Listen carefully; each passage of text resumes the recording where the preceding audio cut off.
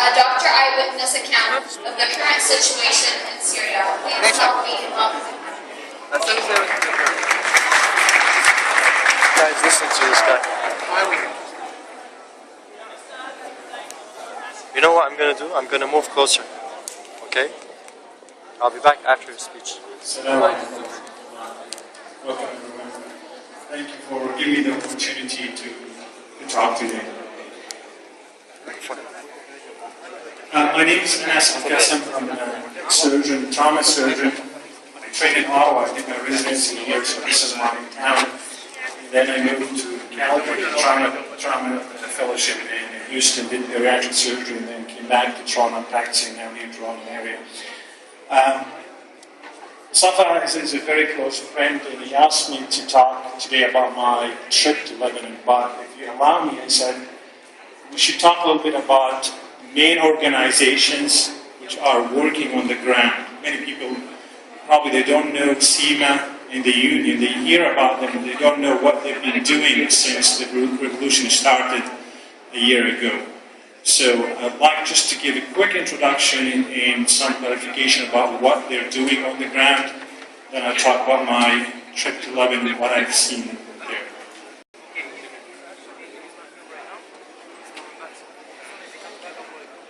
The Union of Medical Organizations is a medical and a humanitarian body which was founded just a couple of months ago to organize and coordinate between the medical societies all over the world, in Europe, in the US, in the Gulf area.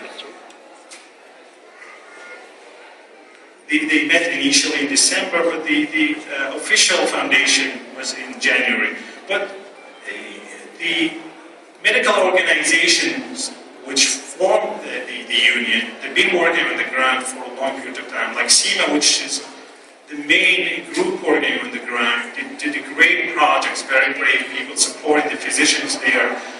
They were established since July in Saudi Arabia, and then they spread in Europe and actually to US. These are just some of the medical organizations which met in Geneva and formed the Union for Medical Syrian Organizations.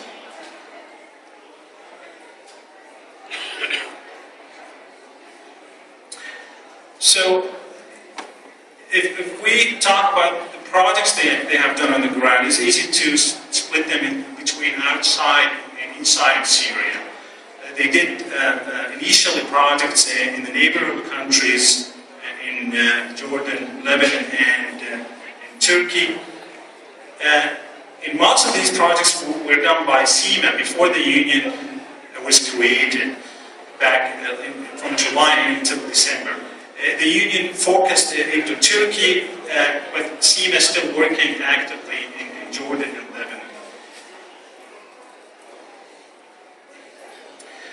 In Jordan, they made a very good relationship with some of the organizations already established there, like Rabit al-Mara al-Suria, Syrian Lady Association, which have been helping the refugees in Jordan quite a bit there. In addition to that, they supported the active Syrian physicians which had to flee to Jordan, either after they've been arrested, detained, or the regime was after them. They supported transporting medical supplies from Jordan into the southern areas to Daraa and Damascus, and assisted in building medical storages for emergency needs. These are some of the pictures in what they saw my colleagues in Jordan in their trips there. I had the honor to go to Lebanon. I didn't practice there. I just went there to give an estimation to SEMA about the situation there, about the needs there, what kind of medical fields or field hospitals they need there.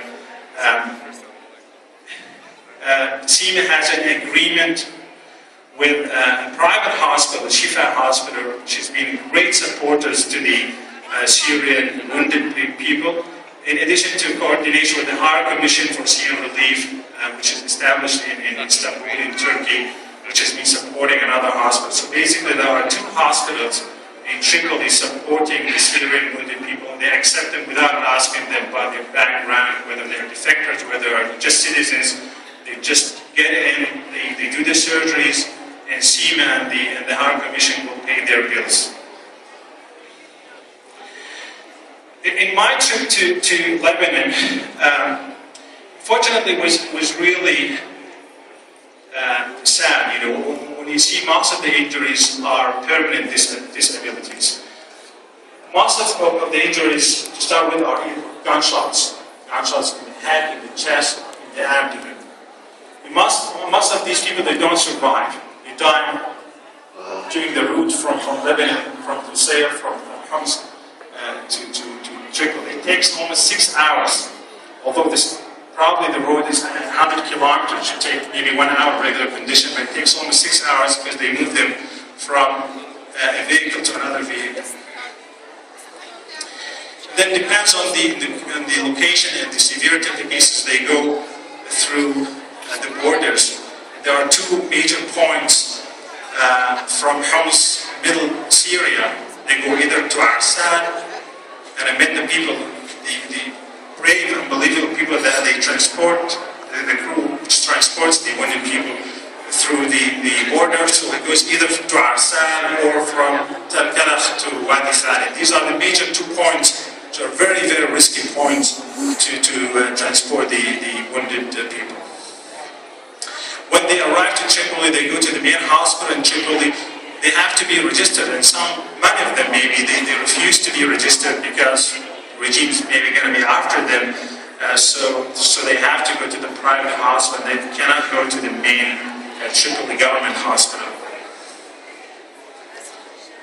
These are some of the pictures I took myself in Tripoli, in these two main hospitals, where they accept, without any condition, any wounded Syrian citizen.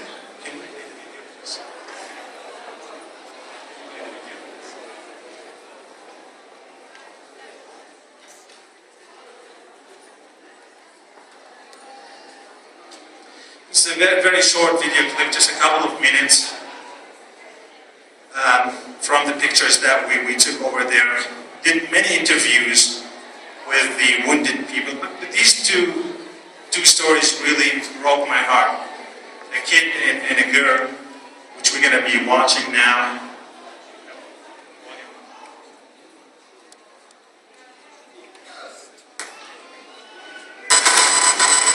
Are gunshot wounds. Most injured die due to trauma that wasn't immediately treated. 30 to 40 cases a day. Some of our physicians have recently visited Lebanon and gave an assessment of the situation. Because of this situation, the process of treatment is long drawn out. The wounded Syrians are usually transported to the border area by a small car or truck. Then, the volunteers in Tripoli are contacted to come to the border.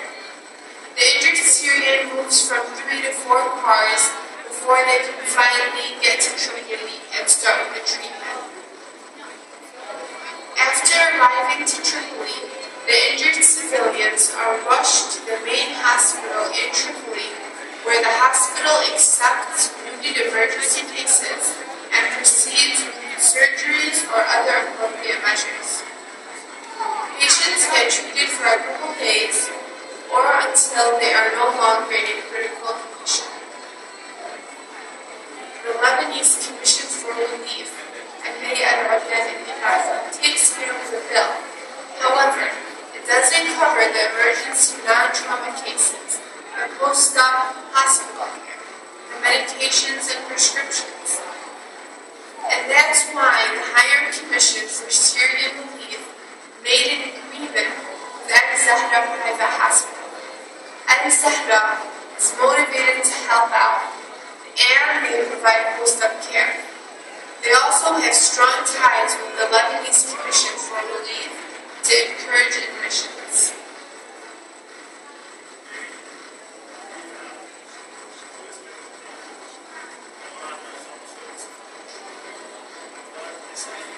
This is a 5-year-old boy who we met there. He wasn't even protesting. He was crossing the border with his family, just escaping the fine in Homs, and they shot him right in his leg when he was crossing the border. Fortunately, he was lucky enough that he was able to get a surgery in the hospital and then was able to walk again on his legs.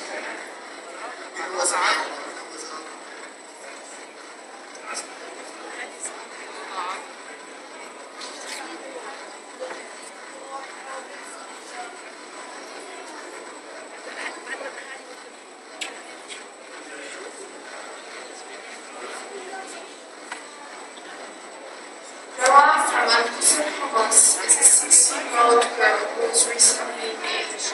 This is a really sad story. This girl is 16 years old. She was walking with her girlfriend actually near her house, and she was shot right in the spinal cord, T10. And she didn't know that she's paralyzed. When I examined her here, this is where the gunshot came into. The sniper shot her right in the middle of her spinal cord. I was examining her, she did not know she's paralyzed. She's hoping that she's going to be able to walk again on her feet. And they asked me, the father, what can we do for her? Unfortunately, he can't do anything. When we look at the CAT scan, the spinal cord was completely transected. I mean, these snipers are unbelievably skillful. Physicians and volunteers are on the ground helping. All they're asking for is your support and generosity to help them continue their efforts.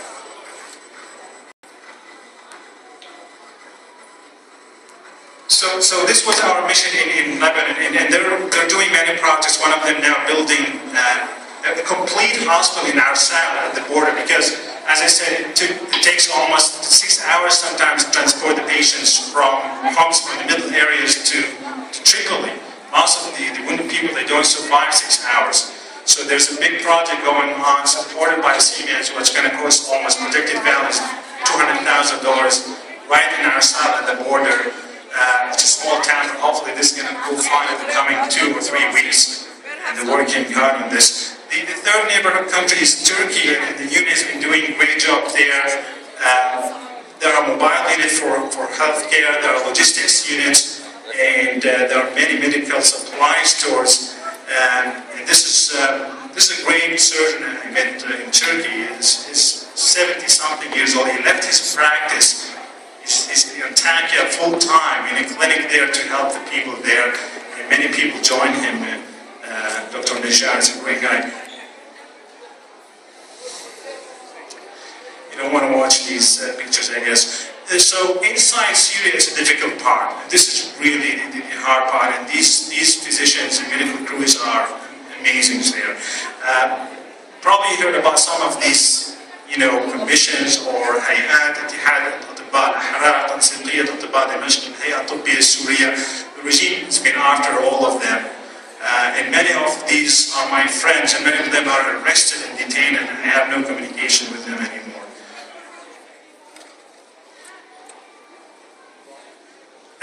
The projects that the CMA and the union did inside many, just to count some of them, like sending tetanus antidotes, delivering blood banks, supplying the doctors on the ground with medical kits inside. This is one in Homs. In addition to establishing field hospitals, there are more than 20 field hospitals. Each one costs between $20,000 and $40,000 inside Syria. But every time the regime, they know there's a field hospital, which are basic houses. They just have, ventilator, and they have operating table and something like that. They go in and shell the house. Many of them, the CMA has built many, more probably than 40. And now they have 20. Like in Idlib, they called me 2 days ago, they said they destroyed a couple of these. When they know there's a hospital, whatever it is inside the house, they just go inside and just destroy everything. These are examples of surgeries being done inside houses, which we call them field hospitals. They're not field hospitals.